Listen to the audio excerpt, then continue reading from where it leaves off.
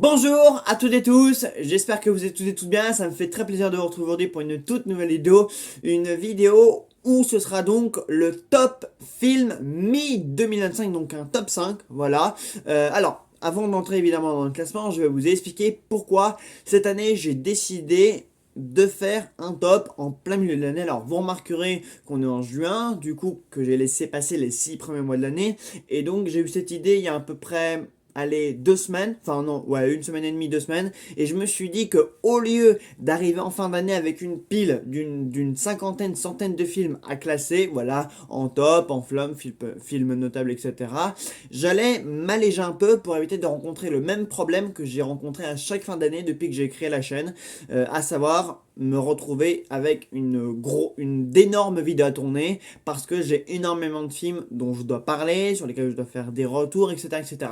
Et c'est vrai que les top films, flops, etc. sont les vidéos que j'ai en général le plus de mal à tourner parce que c'est des vidéos qui me prennent généralement beaucoup de temps. Là, je vous renvoie vers mes premiers top flops des débuts de la chaîne qui durent chacun 50 minutes, sans compter les flops qui durent au moins 50 minutes, sans compter le montage et les rushs, etc. Enfin, je me retrouve sur des montages, des tournages qui s'étendent parfois sur 2h30, 3 heures de tournage. Après les montages, voilà, il me faut toujours que je réserve énormément de temps pour tourner ces vidéos. Donc, pour éviter du coup de me retrouver avec ça en fin d'année, surtout que les fins d'année en plus, je me suis rendu compte qu'en fin d'année, j'avais toujours énormément de mal à caser du temps pour faire ça parce qu'il y a le nouvel an, il y a Noël, enfin voilà, je suis toujours en déplacement quelque part quand c'est le moment de faire ça. Donc du coup, pour éviter de rencontrer ce même problème, j'ai décidé que cette année, je ferai un top en plein milieu de l'année avec les 5 films qui m'ont vraiment le plus marqué, le plus touché, etc. Parce que déjà, entre parenthèses, comme je vous l'ai dit, je vais énormément au cinéma. Voilà, 85% de mon temps libre, je le passe au cinéma. Voilà, quand je suis pas au travail ou quand je suis pas en formation, je suis en salle de cinéma. Là, je vous parle, mais dans 2 heures, une fois que j'aurai fini le tournage de cette vidéo, etc., j'ai une séance qui m'attend. Je vais voir Memory, le film avec Peter Chargast et Jessica Chastain. On en parlera sur la chaîne, évidemment.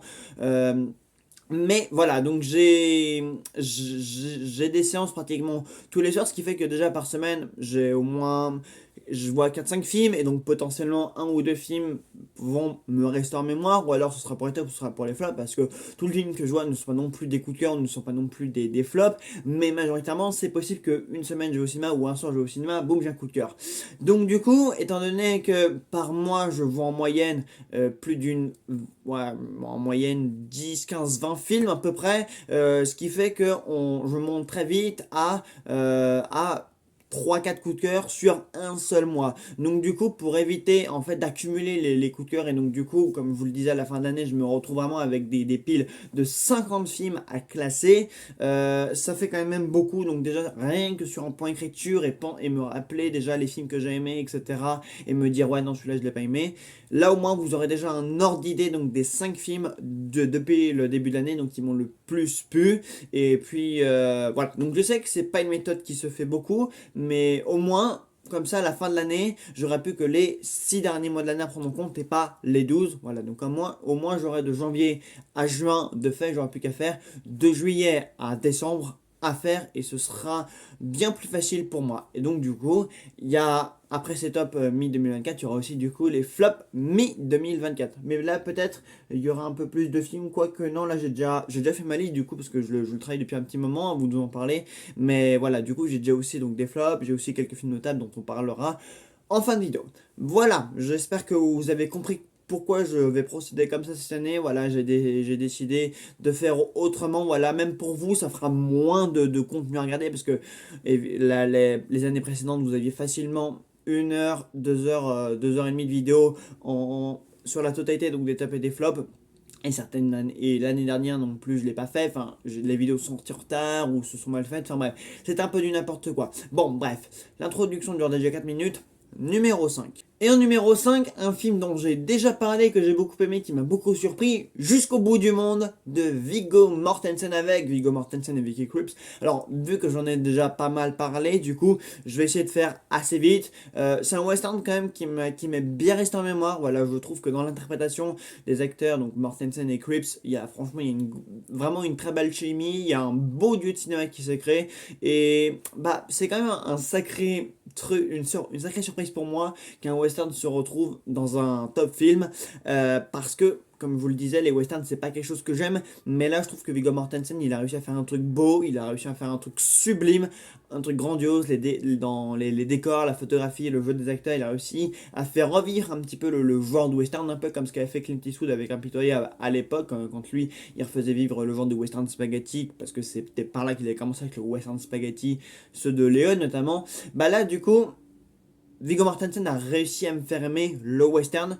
truc que je pensais vraiment impossible parce qu'il y a quelques westerns que j'aime bien, je les ai cités en vidéo à ce moment-là, mais là franchement celui-là il m'a bien accroché, j'ai trouvé l'histoire vraiment touchante, le fait que du coup le personnage de Viggo Mortensen veuille s'engager, du coup il laisse sa compagne seule à la maison, et elle du coup se retrouve avec un gosse à charge, et lui il revient quelques années après et il découvre finalement tout ce qui s'est passé pendant son absence. Enfin là il y a quand même une histoire aussi belle que tragique finalement qui finit par survenir dans cette histoire.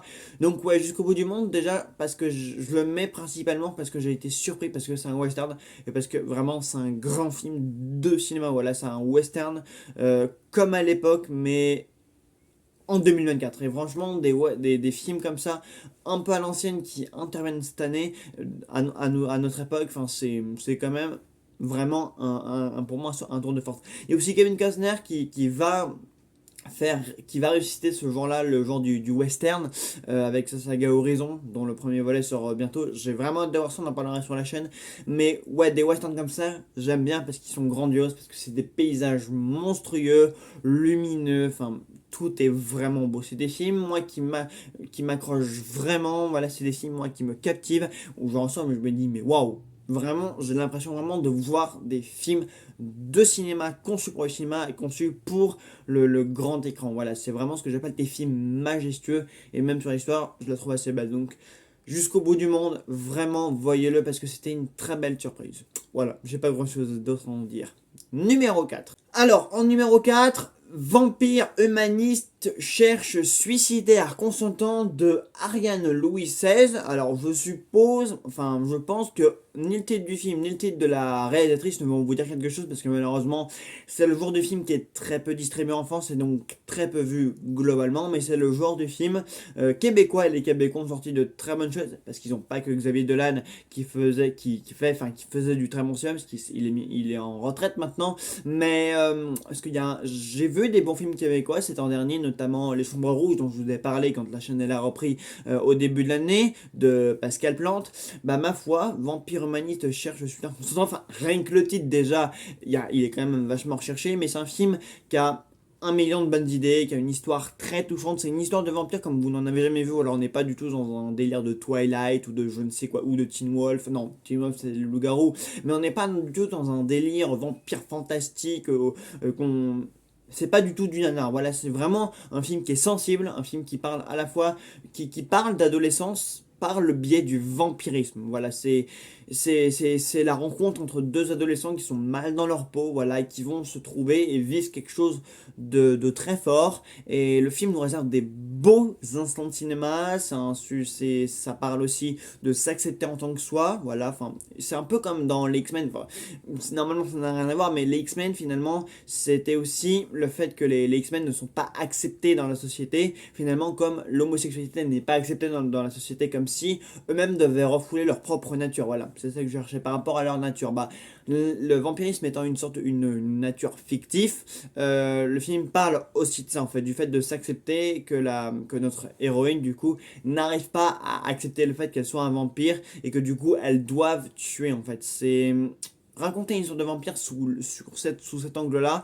J'ai trouvé ça vraiment intelligent, très beau, très bien fait. Voilà, je trouve que l'actrice Sarah Monpetit, elle a vraiment très bien joué. C'est une très belle révélation du film. Et même le gamin du coup qui l'accompagne, pareil, j'ai trouvé qu'il formait vraiment un duo c'est à la fois un duo particulier, hein, c'est un film très sombre en général ce film-là, mais c'est un film qui m'a beaucoup touché parce que déjà il y a une belle musique, enfin il y a plein de belles choses qui se dégagent du film, voilà, il y a une bonne alchimie entre les deux personnages, il y a quelque chose de vraiment fort qui se dégage entre les deux et pourtant il y a cette ambiguïté-là qui va transparaître un peu de l'écran, mais j'ai trouvé ça vraiment très bien, voilà, c'est une histoire de vampire comme vous n'en avez jamais vu. Comme autre film québécois que j'avais vu il y a pas longtemps, il y avait aussi Charlotte Lebon qui avait fait Fake on Leg. Là, c'était plus sur le genre du fantôme et du surnaturel, mais j'ai trouvé comme ça très bien. Il y avait aussi Monia Chokri qui a fait Simple comme Sylvain, que j'avais adoré, qui était aussi une histoire d'amour pleine de sensualité, pleine d'euphorie. Bref, c'était vraiment des... Dernièrement, les Québécois nous ont vraiment tenté des très bons films. Et du coup, Vampire Humaniste, machin chouette chouette. Je vais pas répéter le titre parce qu'il est très long. Mais c'est vraiment le dernier bon film québécois que j'ai vu qui m'a vraiment touché. Et je vous le recommande parce que vraiment, aussi bien dans la photographie que dans l'interprétation des acteurs, que dans l'histoire globale, c'est un film qui est à voir. Voilà, qui est malheureusement qui n'est pas distribué parce que c'est le genre de film qui est toujours très mal distribué dans les salles françaises. Donc, vous, il suffit que vous habitiez, que vous viviez dans une province un peu reculée avec une ou deux salles, une ou deux salles qui ont genre zéro film de ce type-là. Et du coup, ces films-là, vous pouvez les voir qu'en DVD. Et du coup, vous les ratez. Ce qui est très dommage, puisque voilà, moi j'ai la chance d'habiter à Paris, où il y a plein de multiplex, de UGC, etc. Donc, moi j'ai aucun problème pour aller voir ces films-là. Mais du coup, je pense quand même à vous qui vivez en banlieue parisienne ou en province ou du coup qui n'avait pas ce genre de film du coup vous n'en avez pas forcément accès tout de suite et c'est quand même bien dommage donc du coup un film à rattraper de toute urgence.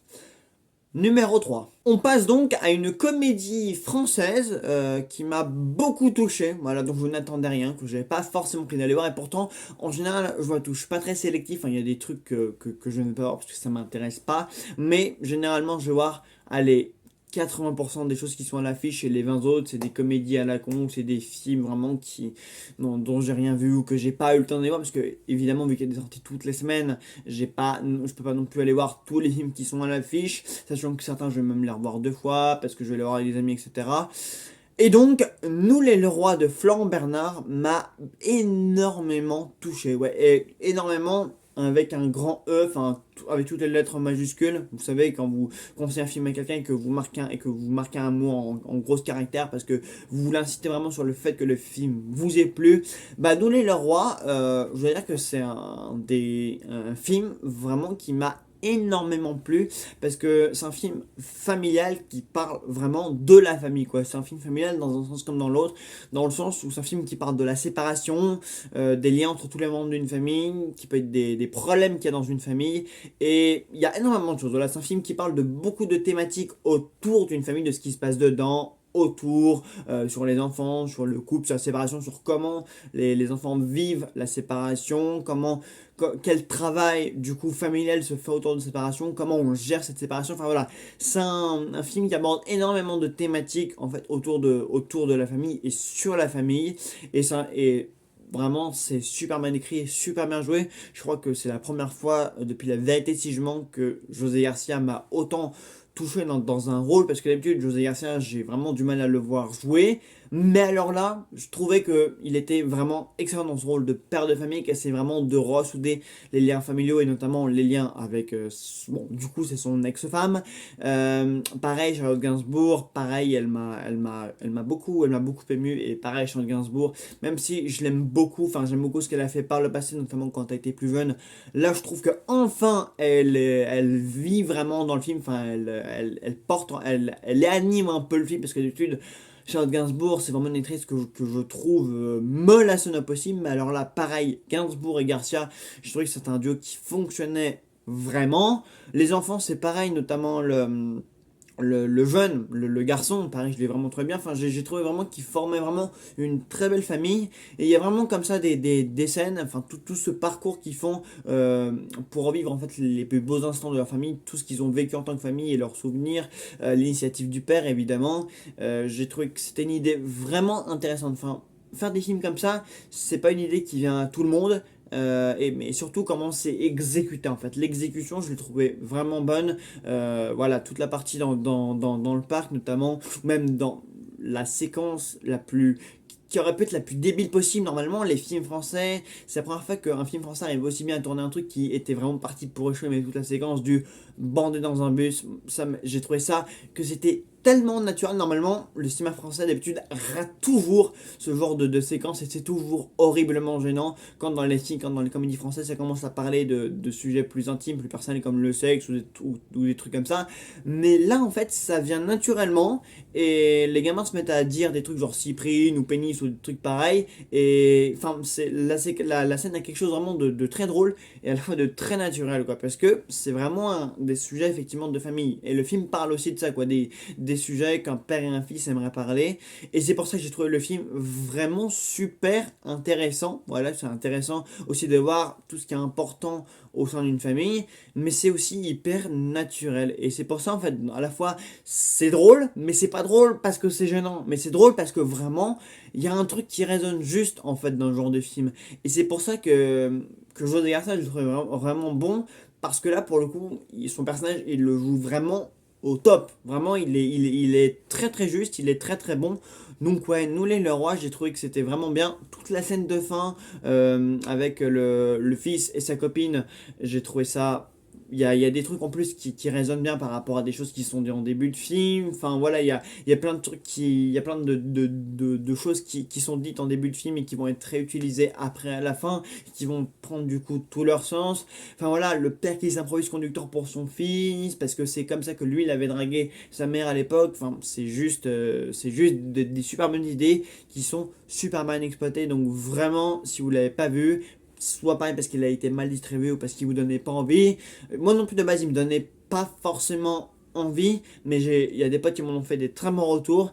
Je suis allé le voir et j'ai été totalement conquis. Rien que vous en parlant, j'ai vraiment envie d'y retourner parce que c'est vraiment un film qui passe super bien. C'est à la fois du feel good, c'est à la fois du drame, mais à la fois une comédie, mais ça parle de plein de choses qui sont vraiment cool. Donc vraiment, allez voir Nous les Leroy, vous serez vraiment pas déçu. Voilà, j'ai pas pu vous en parler avant, mais je suis content du coup de pouvoir le mettre dans un top et c'est sans regret. Celui-là, quand je l'ai vu, je me suis dit, c'est sûr et certain, il sera dans mon top de l'année. Deuxième position. En deuxième position, Civil War de Alexander Lord. Bon, je crois que lors de ma critique, vous aviez compris que le film m'avait plu. Et plus j'y repense, et plus le film me reste dans la tête, ce qui est plutôt une bonne chose, parce que généralement, il y a des films qui, moi, peuvent me plaire quand je sors des séances, ou même quelques jours après, mais des fois, une semaine après, je vois autre chose, et du coup, ça expédie complètement l'autre film. Mais ouais, du coup, Alexander Lord a vraiment réussi à m'épater, à m'impressionner, à me bluffer avec ce film, notamment autour de la mise en scène, on en avait parlé, je trouve que c'est un des meilleurs films de guerre que j'ai vu depuis un petit moment. Beaucoup ont parlé de la scène avec Jesse Plemons, donc qui incarne un soldat, voilà, dans cette grosse séquence qui a beaucoup été relayée sur les réseaux sociaux. Et je reconnais que j'en avais pas parlé au moment de ma critique, mais effectivement, c'est vrai que c'est un excellent jeu d'acteur et c'est vrai que c'est une séquence quand même qui moi aussi m'avait quand même bluffé pendant mon visionnage. Mais oui, Civil War, je trouve que techniquement parlant, au niveau de la sonorité, de la mise en scène, c'est un film qui a quand même des messages et une exécution vraiment impressionnante, quand même importante, voilà, qui reflète bien l'état actuel donc de certaines actualités, notamment de ce qui se passe à Gaza avec la Palestine et tout. Enfin voilà, c'est quand même un film très actuel, très important, aussi bien cinématographiquement que politiquement parlant. Voilà, c'est un film qui résonne assez juste, qui fonctionne très bien. Grosse performance d'acteur pour Kirsten Dunst et Jesse Plemons. C'est très drôle parce que les deux sont en couple à l'écran et que ce sont pour moi les deux meilleurs acteurs du film, même si Kevin Spacey qu'on a aussi vu, c'est Sofia Coppola dans le rôle de Priscilla. Je le trouve aussi très bonne et très investie. Mais voilà, c'est un film qui parle voilà, du métier de photographe de guerre et du coup de à quel point on est investi dans cette tâche en temps troublé, en temps de guerre, et que du coup on est tellement omnubilé de capter le meilleur instant de guerre qu'on en oublie sa propre survie. Je trouvais que le propos était quand même très très intéressant. Et voilà qu'en général, moi je vais vraiment être plus marqué vraiment par le climax. Le climax m'a le plus impressionné, voilà, avec tous ces plans larges sur un Washington complètement fusillés, détruits. Voilà, même en général tous ces plans sur cette Amérique du Nord, totalement dévastée par cette guerre civile. Moi vraiment, c'est un film qui m'a vraiment beaucoup marqué. Je l'ai pas revu depuis parce que c'est un film voilà, qui continue quand même de me marquer, donc je préfère rester sur ce premier visionnage. Mais je sais de toute façon que je vais aimer si je le revois à nouveau. Mais oui, Civil War, vraiment coup de cœur sur la mise en scène. Vraiment, c'est aussi sur comment Alex Garland a capté certains moments, comment il a filmé certaines choses, comment il a dirigé ses acteurs et ce qu'il raconte sur l'état actuel du monde et de ce qui se passe dans certains pays. Vraiment, j'ai trouvé ça très impressionnant, très bien capturé. Et voilà, de toute façon, Alex Garland, je lui fais confiance, c'est un metteur en scène d'un grand talent, voilà, qui maîtrise vraiment son sujet, qui s'approprie et qui filme ça, mais comme personne. Donc ouais, je sais que certains n'ont pas encore fait leur critique sur YouTube et qui vont dire que c'est de la merde, que on crée au génie sur certains réalisateurs qui ne le méritent pas du tout. Mais écoutez, moi je suis aussi de match, moi je me prends un film comme Civil War, je me le prends en pleine face et j'en ressors mais je me suis dit mais qu'est-ce que c'est que cette bombe? Sans mauvais jeu de mots évidemment, qu'est-ce que c'est que cette bombe? Et bah cette bombe c'est Civil War et ça finit en top 2 mi-2024 et je pense que si j'avais fait un top 10 sur l'ensemble de l'année, il aurait aussi fini en top 2 2024. Numéro 1. Numéro 1, un film que j'ai vu 2-3 fois en salle maintenant. Pauvre créature de Yorgos Lanthimos, un film qui a très bien marché, l'Oscar pour Emma Stone, l'Oscar des meilleurs décors et des meilleurs costumes aussi, il me semble. Écoutez, c'est le film qui m'a le plus épaté au niveau de ses décors, au niveau de sa mise en scène, au niveau de l'interprétation des acteurs. Emma Stone, vraiment, elle m'a totalement retourné l'esprit avec ce film, elle m'a totalement bluffé, elle était méconnaissable, elle était épatante, elle était troublante, elle était tout ce que vous voulez, voilà, les qualificatifs sont nombreux. Mais vraiment, dans Pauvre Créature, je l'ai vraiment trouvé spécial, enfin étrange, spécial, c'était vraiment jouissif de l'avoir comme ça, elle a joué le rôle de Bella Baxter, donc ce personnage dans le film, mais de manière totalement habitée, totalement, elle était investie comme j'ai vu très peu d'actrices investies dans un rôle. Vraiment pour moi c'était extrêmement épatant de l'avoir comme ça. Vraiment Emma Stone elle m'a surpris parce que moi je l'ai connue dans les Spider-Man de Mark Webb et là l'avoir dans ce registre-là, habiter un personnage comme ça, j'ai trouvé ça tellement impressionnant que vraiment j'ai trouvé ça très épatant. Donc déjà, rien que sur ce point-là, le film est haut dans mon estime et même au niveau des décors, de la photographie, c'est un film qui est sublime, c'est un film qui est vraiment qui est magnifique. Encore une fois, certains vont débarquer et vont dire mais non, mais c'est un film qui est prétentieux, qui veut nous en mettre plein la gueule, mais c'est un cinéma qui est péteux, qui est machin. Vraiment, ces critiques-là, je les emmerde parce que j'ai trouvé ce film fabuleux, sublime et très bien joué et surtout très intéressant évidemment sur ce qu'il disait sur la femme, sur son indépendance, sur son autonomie. Voilà, c'est très visible du conte de Frankenstein par Hugo Lanthimos, je trouvais vraiment très intéressant. Voilà comment il parle de la femme, comment il exploite voilà une femme qui a le cerveau d'un enfant mais le corps d'une adulte et qui va finir par se rebeller contre les hommes pour prendre son indépendance et par vivre indépendamment en subvenant à ses besoins, voilà, primaires comme secondaire, bah, j'ai trouvé que c'était un scénario très intéressant et encore une fois que la performance d'Emma Stone était vraiment superbe à ce niveau-là. Et puis voilà quoi, même encore une fois, c'est un film qui a quelques longueurs. Vers la fin, le film a du mal à se terminer, mais j'ai trouvé l'ensemble pratiquement irréprochable, mais surtout sur la façon de filmer, voilà, avec ces grands angles, presque en angle droit, comme ça, vous savez, avec la caméra qui est complètement distendue d'une part à l'autre de la caméra. J'ai trouvé ça vraiment exceptionnel. Voilà, donc Pauvre Créature en numéro 1, sans hésiter, voilà, j'ai trouvé mon coup de cœur. C'est très drôle parce que Babylone est sorti en janvier, c'était mon film number one de 2023. Là, je pense que dès le début de l'année, j'ai trouvé mon number one 2024. Donc voilà, mon numéro 1 2024 pour le moment de cette mi-année, c'est Pauvre Créature. Voilà, bah écoutez, on en a fini pour du coup, les 5 films qui m'ont le plus plu depuis le début de l'année. On va passer maintenant à quelques films notables. Alors, parmi les films notables, donc je vais les rapidement passer en revue. On retrouve le deuxième acte de Quentin Dupieux, une comédie que j'ai trouvé vraiment intelligente, intéressante sur le cinéma, le cinéma français actuel, et notamment l'intervention de l'intelligence artificielle dans la fabrication des films. Donc j'ai trouvé que ça c'était intéressant et que Quentin Dupieux s'intéressait vraiment à des sujets qui comptaient, qui étaient vraiment intéressants et que ça correspondait bien à son cinéma, notamment l'homosexualité, l'intelligence artificielle et le fait que les acteurs jouent presque ici leur propre rôle. Ensuite, Drive Away Door de Ethan Cohen, un film tout simplement sur l'épanouissement sexuel donc de deux femmes lesbiennes, voilà, donc c'est une sorte de comédie sexuelle polar, voilà, c'est Ethan Cohen qui est en roue libre en fait, qui fait un cinéma totalement indépendant de ce qu'il fait avec son frère, et je trouve que ça marche assez bien, voilà, c'est un film qui a pas du tout marché, qui a été assez mal distribué, et moi que j'ai trouvé vraiment ouais, quand même jouissif, très bien joué, bon scénario. Bon, parfois c'est un petit peu débile, il y a des trucs qui n'ont pas vraiment de sens, mais tout le duo principal du film, voilà, entre Margaret Qualley et sa partenaire, du coup, et leur parcours en tant que femme en parallèle de l'intrigue principale, je trouvais que c'était vraiment pas mal. Ensuite, Dune partie 2 de Denis Villeneuve. Moi aussi, j'aurais bien aimé le mettre parmi les 5.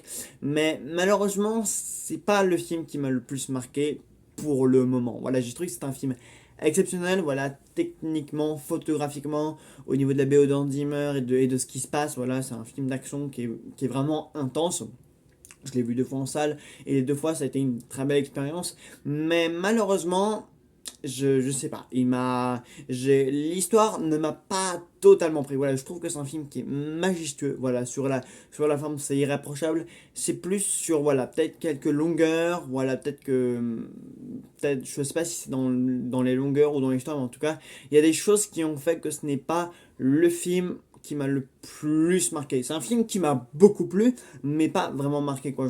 J'en ai été ressorti vraiment convaincu, et je suis toujours convaincu que c'est un très bon film, ça je change pas d'avis, mais de là à le mettre vraiment dans un top film, voilà quoi, si on me demande vraiment est-ce que t'as aimé Dune 2, je veux dire ouais, c'est un super bon film, vraiment, la photographie est exceptionnelle, l'histoire, on suit Paul Atreides, vraiment son aventure, c'est une aventure, c'est une intrigue, c'est une histoire trépidante, même son duo avec Zendaya, il fonctionne très bien, enfin avec Chani du coup, tout ça, tout ce qui se passe dans le film fonctionne très bien, même le méchant, Austin Butler, tout ça, enfin tous les éléments globaux du film fonctionnent très bien, mais c'est pas le film qui m'est le plus resté en tête pour le moment, tout simplement. Mais en tout cas, c'est un des films qui m'a vraiment bien plu cette année. J'étais pas déçu, voilà. Je l'aime un peu plus que le un même, mais sans forcément que je l'estime très très haut, quoi.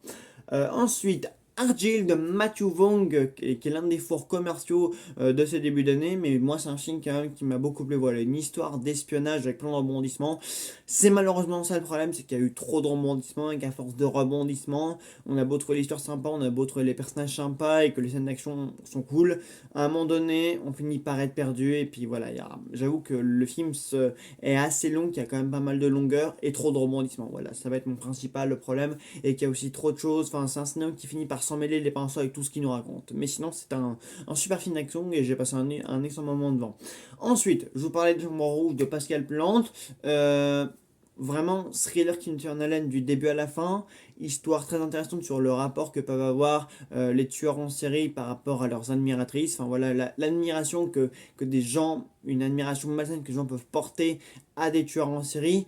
J'ai trouvé vraiment que c'est un thriller efficace, québécois, je le souligne, et ils font vraiment de super films, et ça c'est vraiment le genre de film, pareil, qui peut avoir de gros problèmes de distribution, mais j'ai trouvé ça, que c'était vraiment bien écrit, bien joué, bonne tension tout au long du film, voilà, il y a quelque chose, il y a une atmosphère assez tangible qui plane sur le récit, et j'ai trouvé ça vraiment...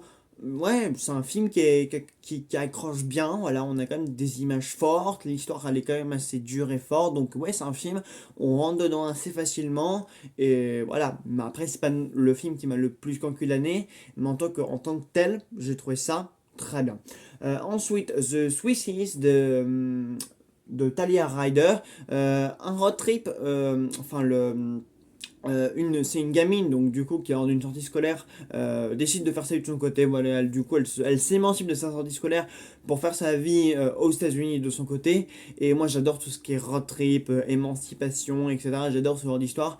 Donc, c'est un film qui m'a tout de suite plu. Voilà, j'ai tout de suite accroché à l'histoire. Et je dois avouer que c'est très bien passé. Voilà, je dois avouer que j'ai vu le film il y a un petit moment, donc c'est vrai que mes impressions se sont un peu laissées emporter par tout ce que j'ai vu depuis. Mais de ce que je me souviens, c'est vraiment un film que j'ai trouvé génial, très bien joué, voilà, avec une pellicule comme à l'ancienne, voilà, une sorte de nouveau conte de fées de l'American Dreams. Par contre, j'ai pas trop compris pourquoi du coup la jeune femme fait un coup à l'envers du coup au mec qui la recueille chez elle et qui est super gentil. Et voilà, à un moment donné, ils arrivent dans cette chambre d'hôtel, elle décide de se barrer en lui piquant tout ce pognon. J'avoue que j'ai pas compris pourquoi elle décide de faire ça, sachant que le mec s'est bien tenu avec elle tout du long. Enfin bref, cette décision m'a. Mis à part cette décision au milieu du film, qui est mort, c'est la deuxième partie que j'ai pas trop compris.